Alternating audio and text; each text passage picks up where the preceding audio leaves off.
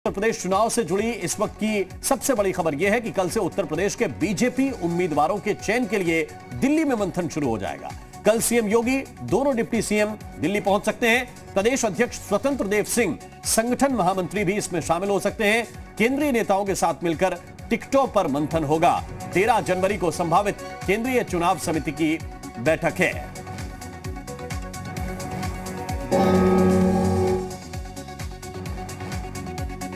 तो यूपी चुनाव से जुड़ी इस वक्त की सबसे अहम और बड़ी खबर यह है कि कल से उत्तर प्रदेश में बीजेपी के टिकट किसको मिले, इस बात को लेकर दिल्ली में मंथन होगा।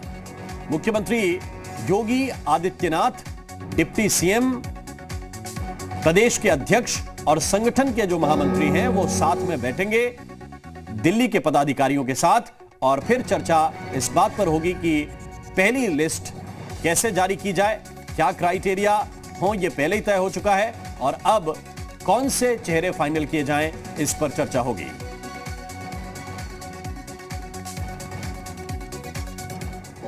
और यूपी विधानसभा चुनावों की तारीखों का ऐलान होने के साथ ही सभी पार्टियों ने तैयारियां तेज कर दी हैं। इसी के मद्देनजर आज लखनऊ में बीजेपी की एक अहम बैठक होने जा रही है। 24 सदस्यीय चुनाव समिति की बैठक में उम्मीदवारों की लिस्ट को लेकर मंथन होगा। बैठक में सीएम योगी, दोनों डिप्टी सीएम, प्रदेश अध्यक्ष स्वतंत्र देव सिंह, यूपी के प्रभारी राधा मोहन सिंह समेत कई बीजेपी नेता शामिल हो रहे हैं।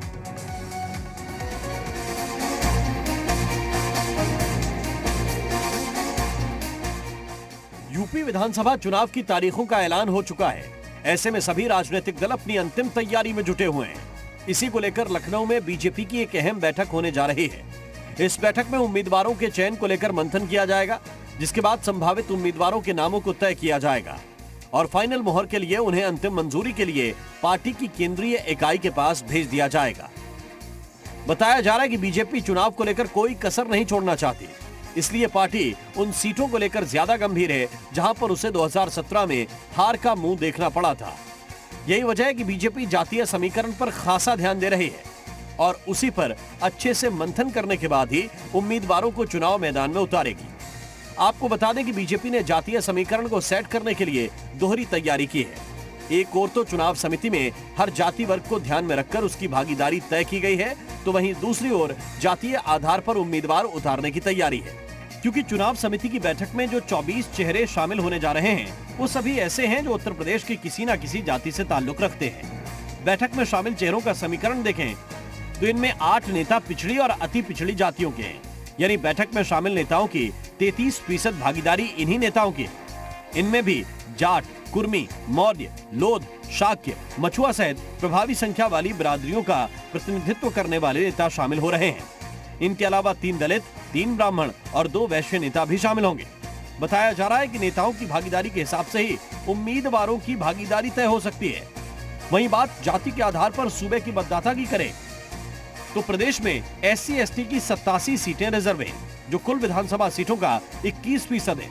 ऐसे में टिकट में इनकी भागीदारी की तस्वीर भी कुछ हद तक साफ है। इसके अलावा बीजेपी 15 से 20% टिकट ब्राह्मणों और करीब इतने ही टिकट ठाकुर, वैश्य और अन्य अगली जातियों को देने की तैयारी में है। वहीं 40% सीटों पर बीजेपी पिछड़ों और अति पिछड़ी बिरादरी से आने वाले चेहरों को उम्मीदवार बनाने जा रही है।